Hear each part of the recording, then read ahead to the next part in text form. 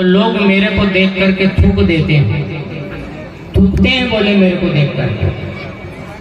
और मैं रिश्तेदार में रात में रुक गया उनके घर में, तो सुबह या दूसरे दिन उस घर में कोई न कोई व्यक्ति बीमार हो जाता है या उसके घर का कोई जानवर गाय बकरी मर जाता है, तब वो पंडा गुनिया बैठ के पास जाते हैं तब मेरा नाम निकलता है। बोले जब उनका नाम निकलता था वो परेशान हो जाते थे।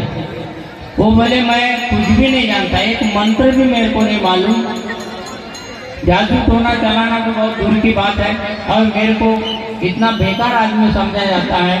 मैं उसके ऊपर केस किया, कोर्ट ने मेरे पक्ष में डिसीजन दिया, लेकिन लोगों के नजरों में मैं गिरता ही चला गया।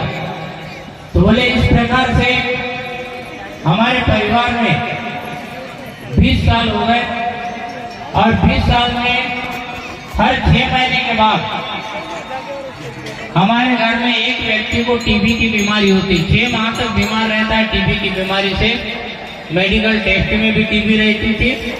6 महीने के बाद वो बीमारी दूसरे व्यक्ति को होती थी।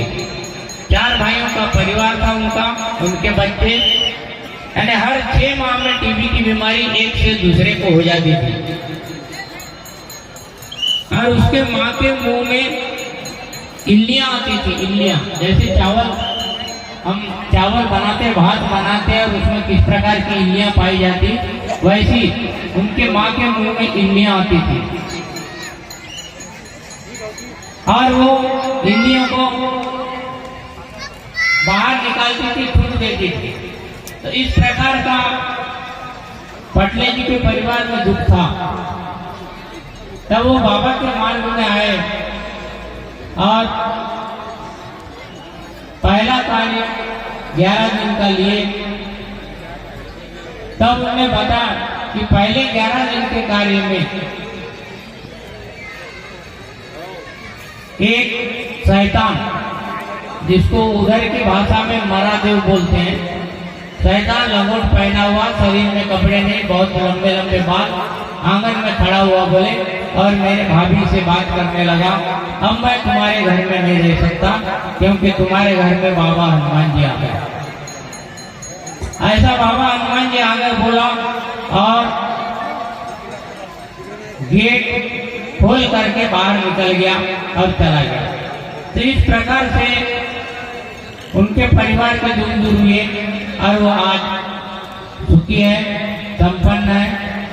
तो ऐसी इस धर्म की कृपा है कि काल्पनिक शक्ति, भूत बाधा, प्रेत बाधा नष्ट हो जाती है और दैवी शक्ति का अनुभव हमको देखने के लिए मिलता है।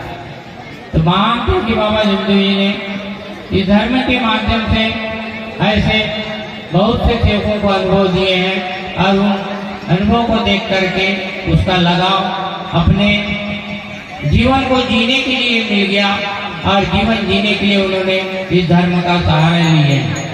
बाबा ने निष्काम कार्य किए और निष्काम कार्य दिए, और हम